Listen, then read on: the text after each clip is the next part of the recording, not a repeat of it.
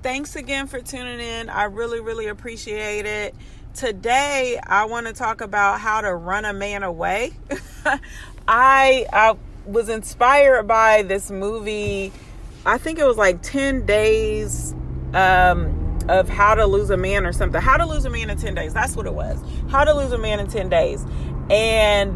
Or something like that. Anyway, if you have seen it, then you definitely know what I'm talking about. If you haven't, you get the concept.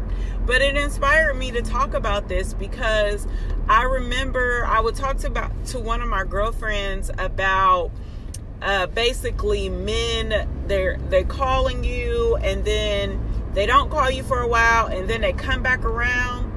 And I basically would joke with her about the fact that when I get done with them, they don't want to talk to me ever. If I'm really serious about being intentional about it. So in some cases in the past, it was intentional, and in other cases, it was unintentional. But I thought this was a good topic to talk about as we start to end season 1. Where basically on the podcast we have talked about different issues and the life of a single woman, and some of these are issues that single men also have. So what I want to do is go ahead and wrap up season 1 soon. I may have one more. I'm going to bring a guest on for our last episode, and then in season 2, that is when we're really going to get into some things. So we're going to launch season 2 with my husband, Charles Hester. He'll be able to bring a male perspective to the conversation, which I am so grateful that he has agreed to come on the podcast and share his perspective, and we both can share our love lessons and things that we've learned throughout the years. So let's get into why you're listening to this. Some of you clicked on this just because I said that these are ways that you can run a man away. And I think that it will be a little different for females. So if you do listen to this and you're just curious what I'm going to say, but you want to know how you could run a woman away, then let me know. Hit me up on Instagram at moreandyoucoach, or you can email me at moreandyoucoaching@gmail.com and let me know if you're interested in that particular topic. So, the first thing, what could a woman do to run a man away? One thing that she could do is she could be too demanding. So if you are in that dating phase where basically no one owes anybody anything, there shouldn't be high expectations. It's just, you are just enjoying each other and you're not sure where the relationship stands, so on and so forth, then you definitely should not expect a lot from that person. That is why I am a believer in courtship. The courtship that I just we just finished our courtship because I've been married for less than a year. So that is really what worked for me, and I really I didn't expect certain things from he was someone that I was courting, but I didn't expect a lot from him except the behavior as a friend should behave toward another friend. But I made sure that those lines were not crossed and they were not blurred in regards to, and he disagreed with me on this, so we can talk about this when he comes on. But basically, I made sure that the lines were not blurred because I didn't believe that he owed me anything, but I was looking for certain characteristics in a person that I would be even friends with, and he exhibited those characteristics. But I believe that if I had been too demanding, that I kind of wish he was on here now to break down his perspective of this. But I believe that if I would have been too demanding, that he would have definitely found the exit very soon. And bowed out gracefully. But I didn't expect much from him, but for him to be a good friend to me until he actually proposed to me. And then at that point, it was an actual commitment. But I've seen situations where a woman she may ask for a man to pay a bill for her. She may ask for what's the status of the relationship. Those are things that you should never do. If you have to ask the status of a relationship, where is this going, what's going on, and all of that, then that means it's not going anywhere soon, and it's not going anywhere anytime soon.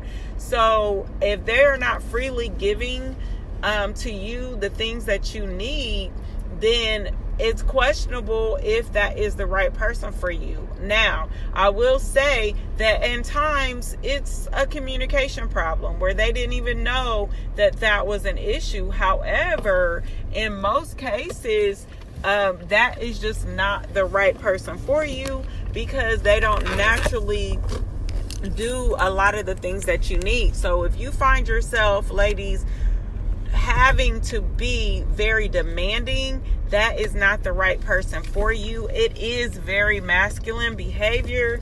Femininity, that would include using your influence. So basically, because of the way that you are, the way that you move, they are inclined to do things for you. So they naturally want to do things for you just because of who you are and just because of how you come across. So that being said, if you find yourself where you're being too demanding or you're having to demand respect and things like that, then you definitely could run a person off that may never have been there to begin with. Now, moving on to the next one, that is a good place to move on to that one, because if you are being disrespectful, then that's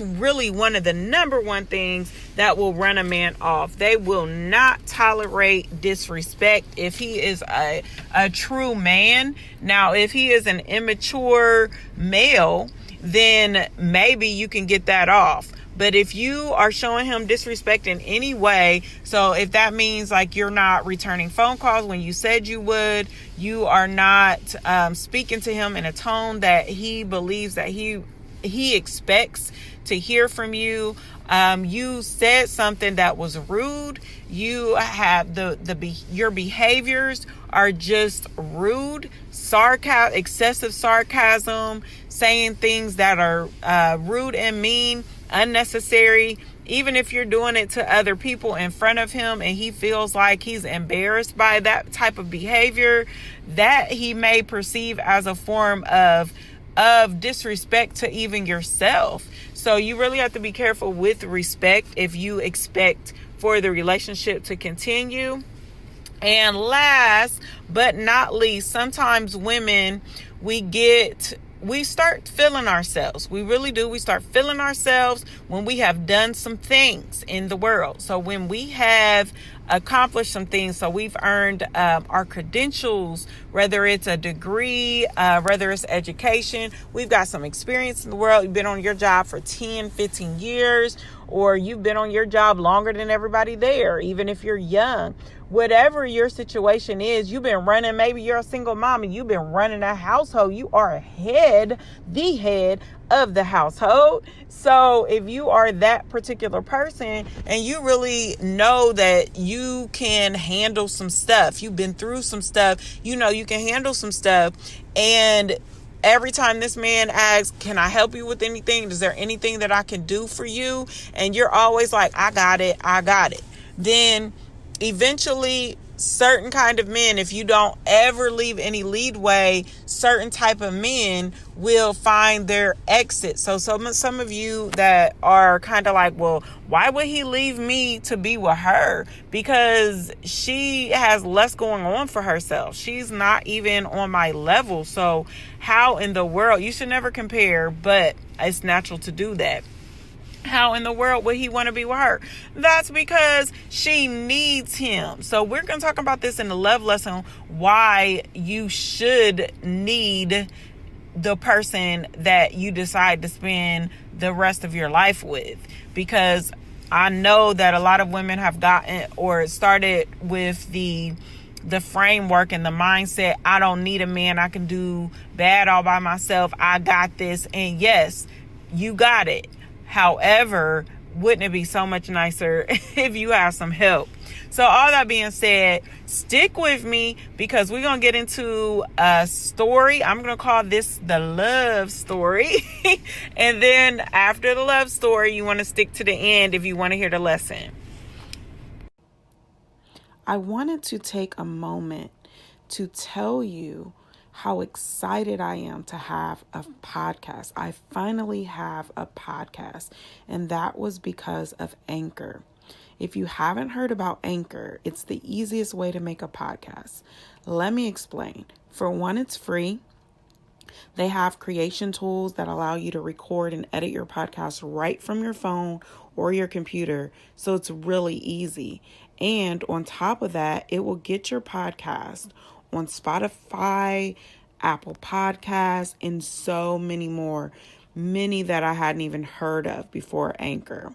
You can make money from your podcast with no minimum listenership. So you don't have to build up this huge audience first. It's everything you need to make a podcast in one spot.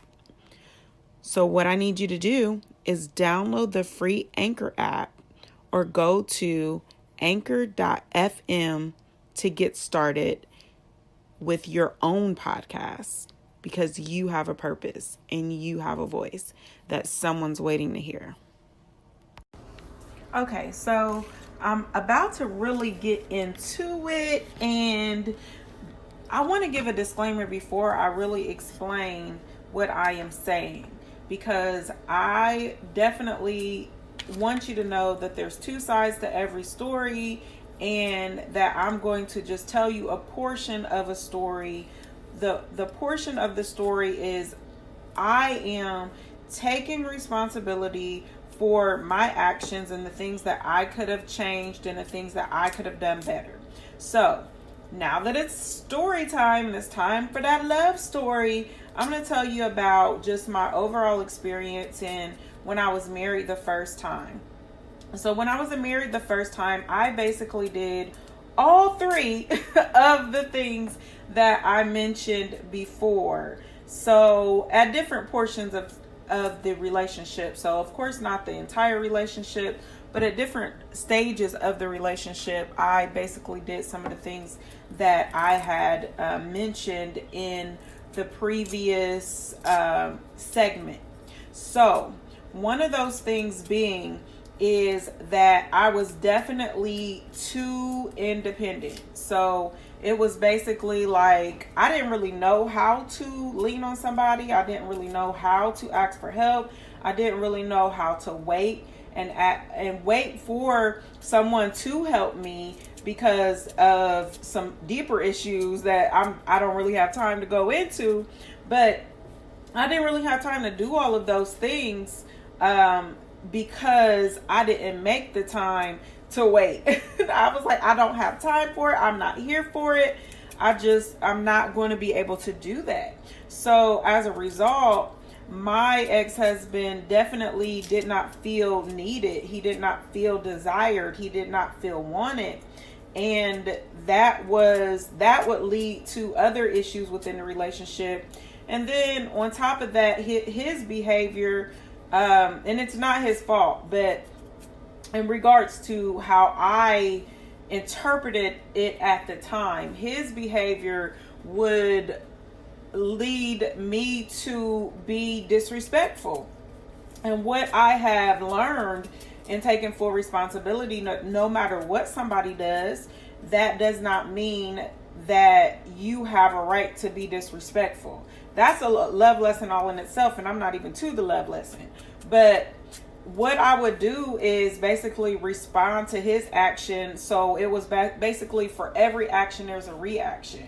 So I would get like upset because of his behavior, and I'm sure that there was many contributing factors to why he behaved in the way that he behaved. But again, that's why I gave the disclaimer, because I am letting you know what I could have done better, So I know that I was too independent.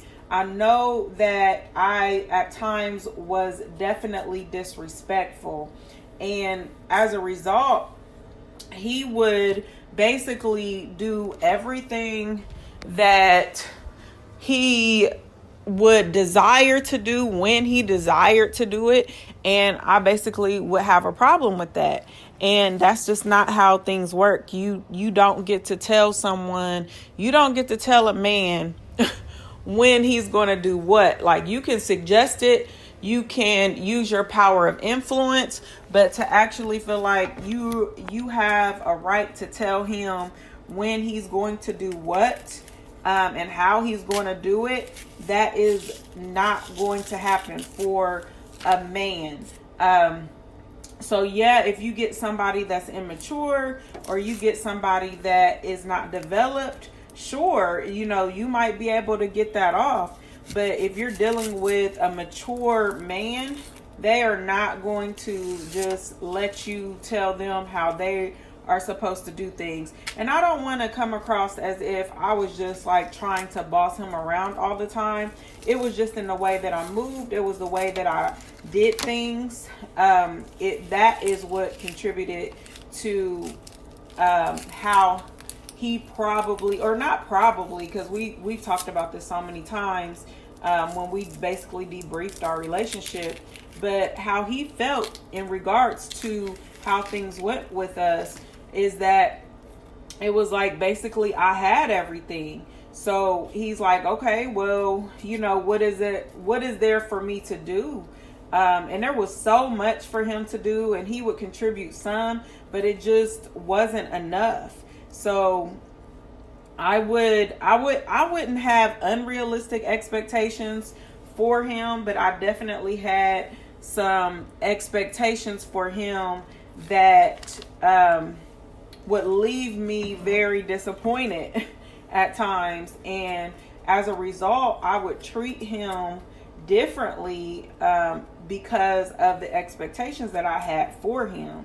So just a fair warning that even if you are married, because I talked earlier, like with the dating scene, how people, they have their expectations and they're not even a thing yet. But even when you are married, you have to check yourself, because they are willingly in a partnership with you, and they still may not do everything that you expected them to do. So at the end of the day, you have to be okay with what they are willing to contribute. And if you're not, then I would suggest that you go to God and seek God for how to influence him to do the things that you desire for him to do, because you cannot be too demanding. So you don't get to run the show, and if you try to run the show, then you may come to a rude awakening. Because even if a lot of women, I know this was me for sure. Like, I didn't see myself as a woman that was too independent. I didn't see myself as a woman that was too demanding. I didn't see myself as a woman that was masculine. I thought because, I knew how to get dressed and do my hair, and I knew how to sit like a lady. I knew how to act like a lady. I really thought that I pretty much had that together. But what I didn't know, that a part of being a feminine woman is really allowing a man to be a man. And a part of that is not my fault, but it still happened all the same. So that being said, you just really have to be careful in how you think about things, because if you are thinking, I don't need a man, and that's definitely how I thought. I thought that I had gotten along so far without a man that if having a man was a plus, but I wasn't worried about it, and all that being said, that was just not wise for me to approach it that way, because approaching it that way, it was a whole vibe. It was a whole mood. So that being said, he basically internalized how much I did not need him, and he acted accordingly. And over time, he was quicker he left, I don't know how many times, but over time, he definitely made that final decision to go ahead and move. Why? Not because there was some other issues, but not solely because I was not going to, he knew I would be okay. So sometimes people would see me afterwards and they would say, how could a man leave somebody like you? Like, I just don't understand it. How is that even possible? But when I look back on it, he, at the end of the day, and I'll save this for another story time, and I'm going to say this, and we're going to wrap it up and move on to the love lesson.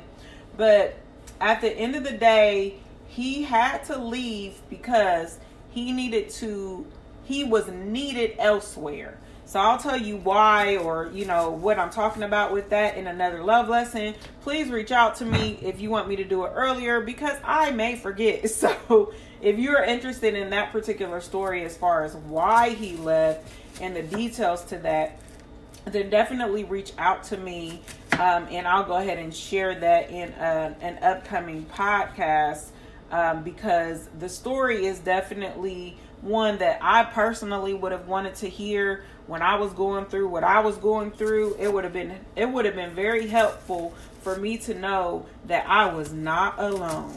So if you are going through a divorce, or you have been through a divorce and you're thinking back on it, and then I will say, you are not alone. I will say that. I am definitely here with you. If you didn't know what I'm talking about, that's Michael Jackson's song, You Are Not Alone. Look it up. All right. So stick with me, because I'm going to give you a love lesson to this.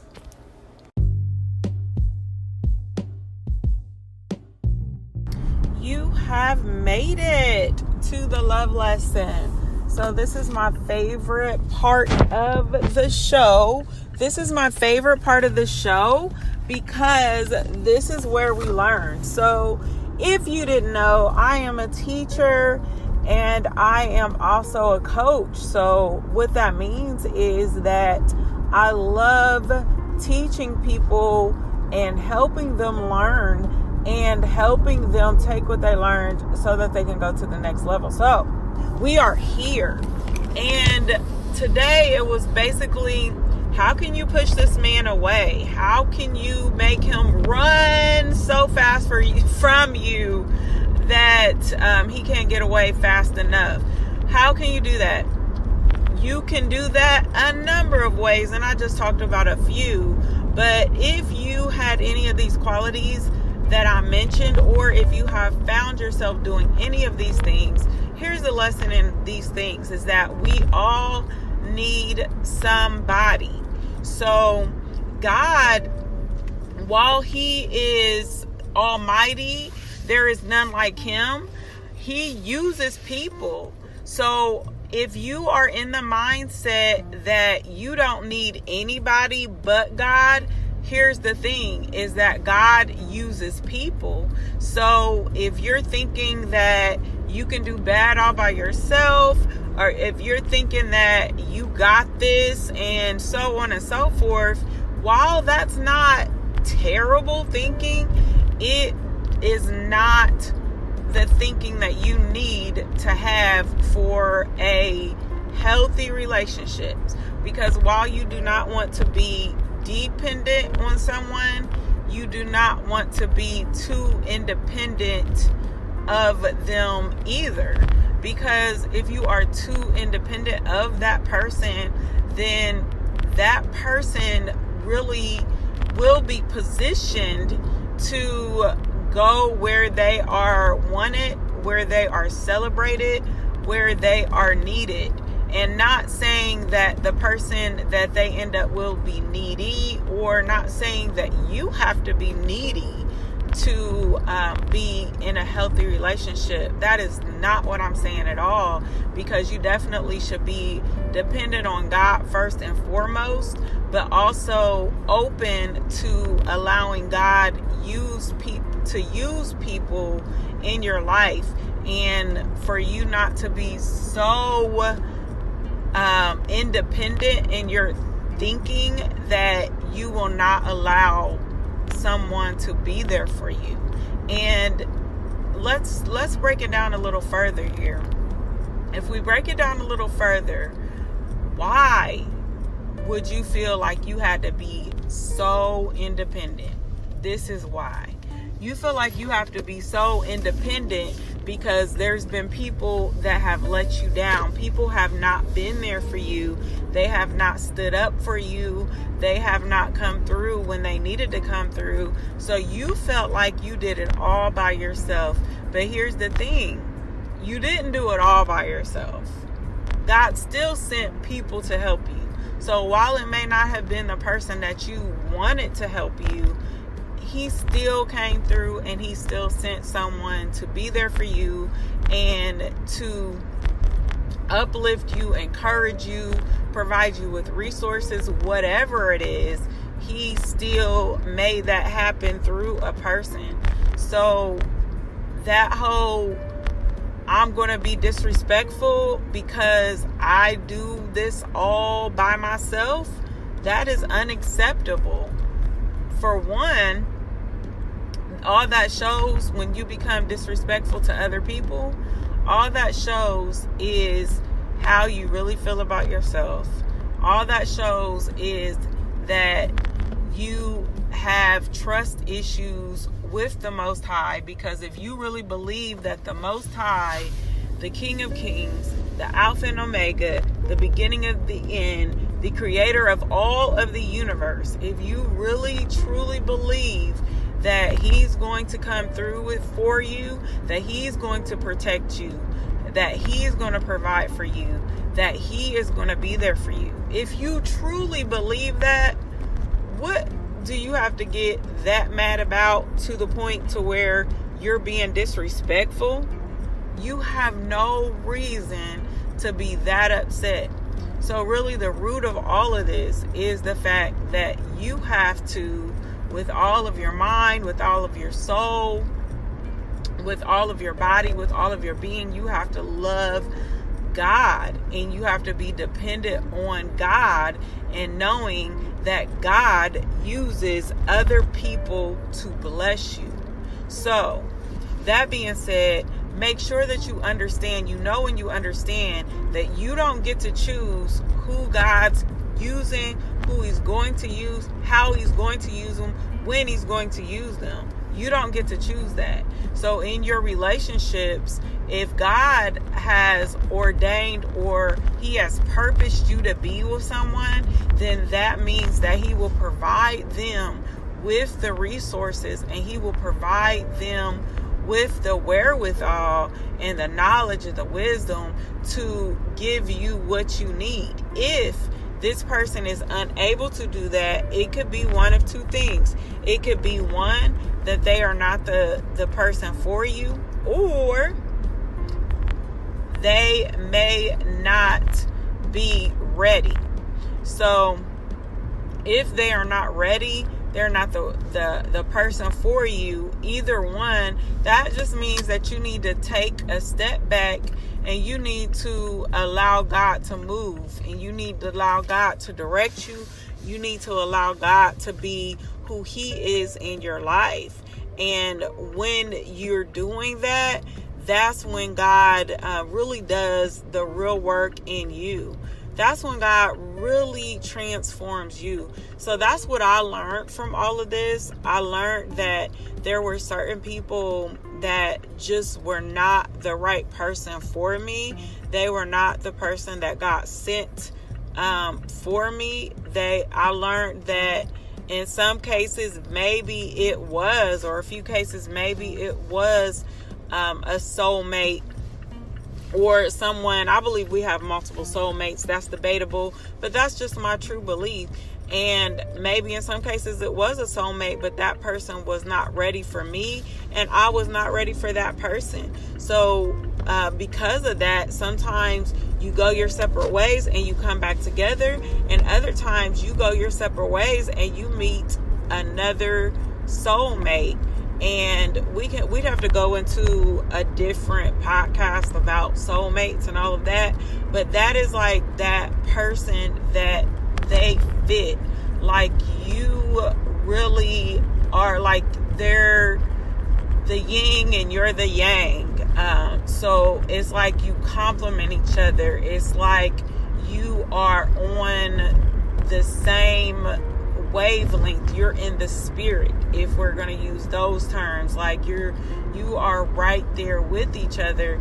And I believe that you can, in one season of your life, you can have a certain soulmate, but if you decide that you want to elevate, you want to evolve, you want to move forward, then you may end up matching with a different mate. So your soul may connect with someone else that's on another level in the spirit realm. So that being said, you always want to continue to grow, to continue to develop, to continue to seek God, because that's how you grow, that's how you develop. And then that way, the more you seek God, the more you develop, the more you will trust God, and the more you will know that first and foremost, that God is in control. So you do not have to be disrespectful. You can be dependent on a man in a healthy way to provide you with what he promises to provide. Not what you ask for, but what he actually agrees to provide. Because if it's a man of God, he is going to provide you with everything that you need. And God is going to fill in the rest. If there is anything that is lacking, then this man will pursue God so that he is able to come through for you. Now, of course, we will have our opinions about the things that we need. And I'm not saying that you never express your desires, the desires of your heart, because the Bible even says that God will grant you the desires of your heart. So I'm not saying that you should never express those desires, but you should not be demanding, and you should also expect that God will provide you with those things if this person doesn't. So you don't have to demand anything from anyone. Ask and you shall receive. So that being said, I hope you enjoyed the love lesson. I hope you enjoyed the podcast. Stick around for a few announcements and let me know what you think. I'm always interested in hearing. And always remember that no matter what you're going through, no matter what you've been through, there's always still more in you.